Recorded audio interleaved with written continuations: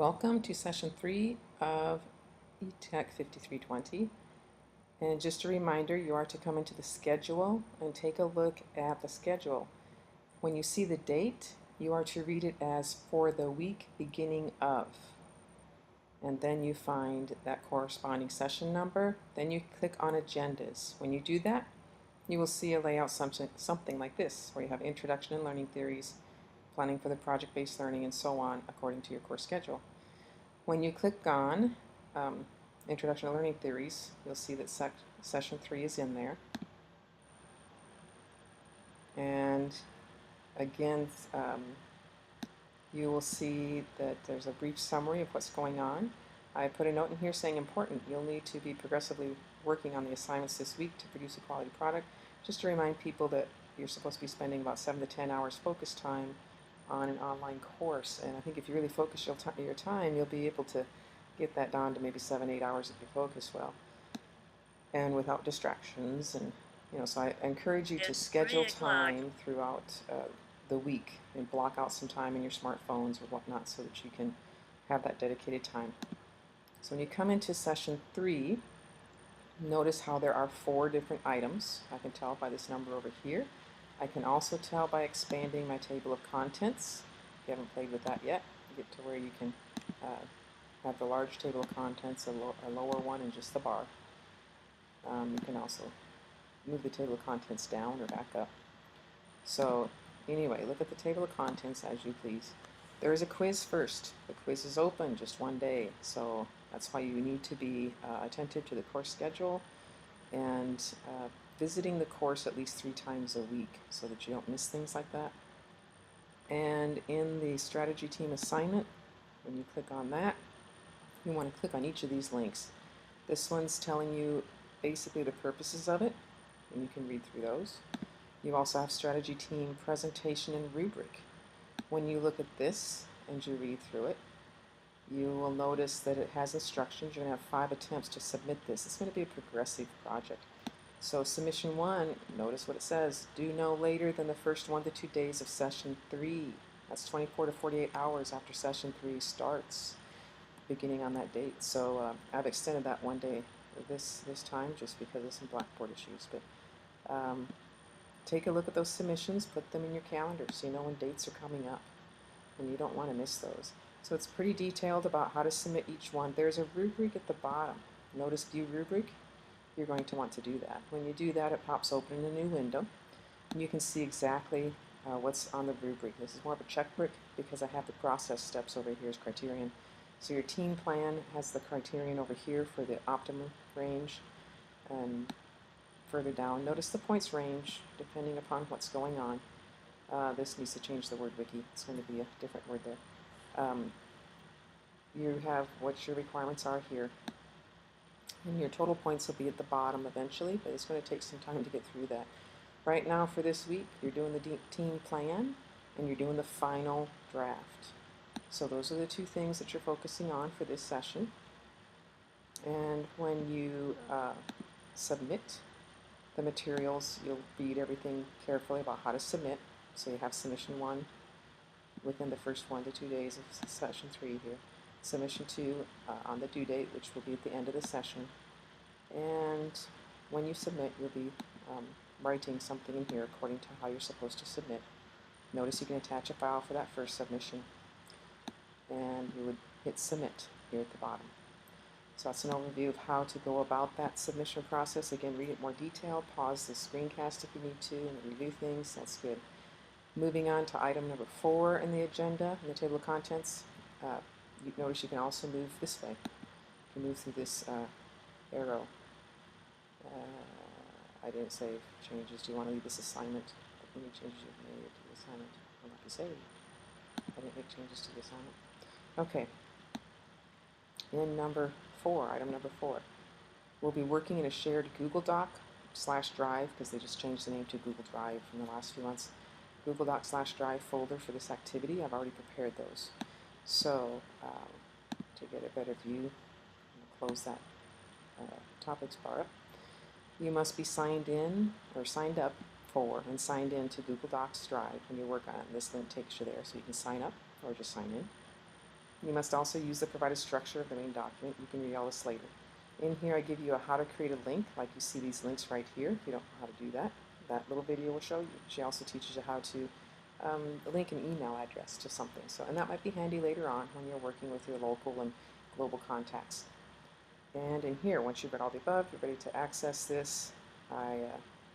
I will be checking diligently for the first 24 hours of this assigned period because you will have to request permission to get into these. I have these folders locked up so that just we can get into them. You will see a table like this from the people who submitted the assignment on time and even a little later when you had to sign up for a strategy. I've taken those selections. Your names are not attached to them yet. That's why you have to sign up for them. I've taken the selections, so whatever you signed up for, again, there's a listed strategy sign-up list that you can take a look at. Notice when I pop links, they pop open in new tabs.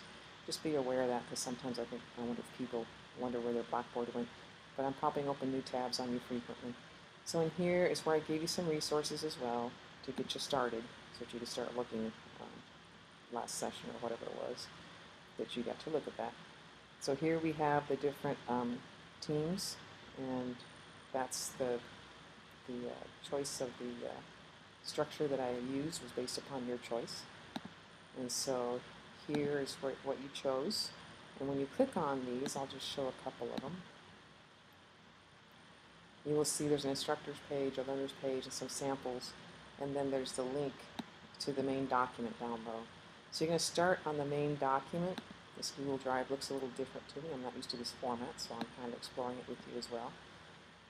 Here's the mind map technology view strategy. This is basically a template. I gave the same template to every single team.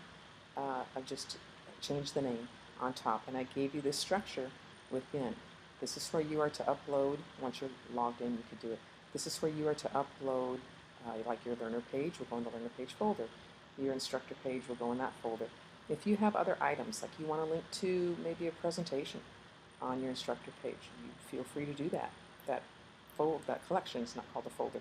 That collection is your area to work with, and your main document is always right there. So in this case, it's mind map. In another case, it'll be AGO for aims, goals, and objectives, or whatever your strategy is. So in here, I give you the template.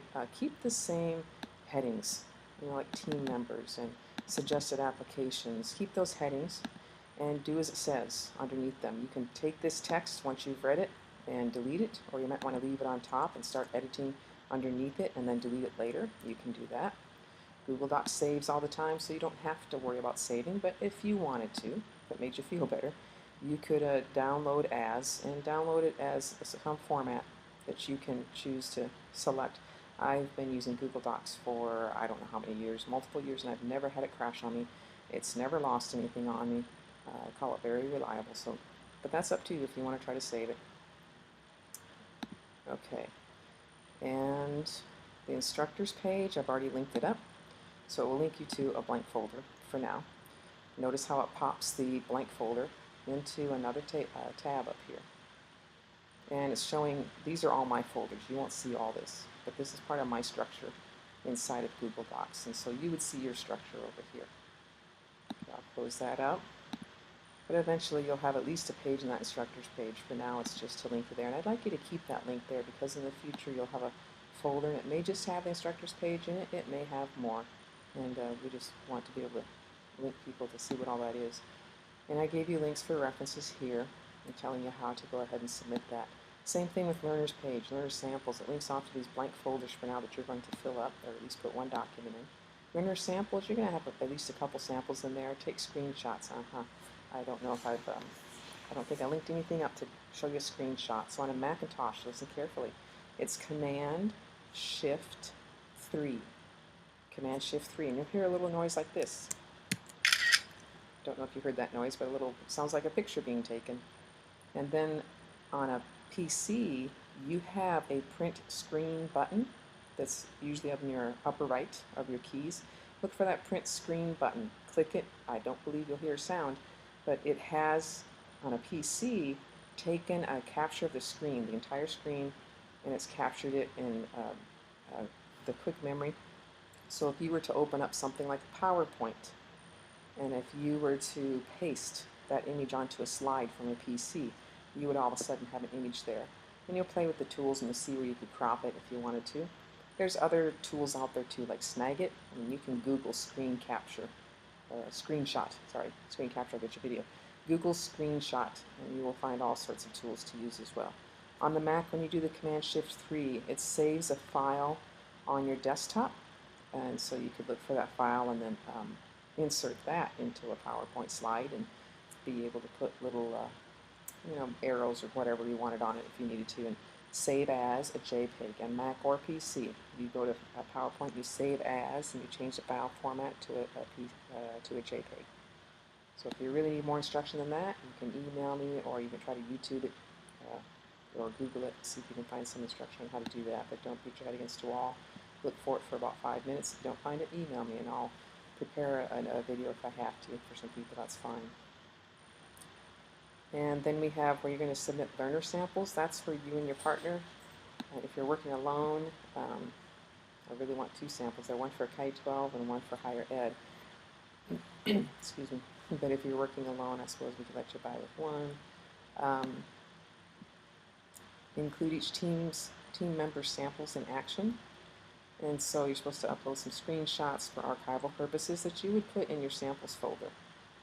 And otherwise you're going to link us. So in this section here, when you talk about learner samples, you will link us to the websites, I shouldn't say websites, but some of the tools that you used that are tools available on the web, and they'll usually give you a link that you can get back into and see. I just want a screencast or a screencast or a screenshot, so that we can archive it, because once you leave this course you may delete that account or whatnot. So we want to be able to have samples that we can build upon. And top peer samples, this is when you're going to do your strategy 1 and 2 assignments that are later in the course schedule. And that's when you go out and view someone else's strategies, and you try to use their resources prepared on this page, and use their instructor page and their student page, their learner page, and their learner samples, and you are to create a sample for either your final project or just some sample you would use in the real world. And that process will be explained more later on, but for now the nutshell of it is that. And then as the page expert, so here we have the mind map expert.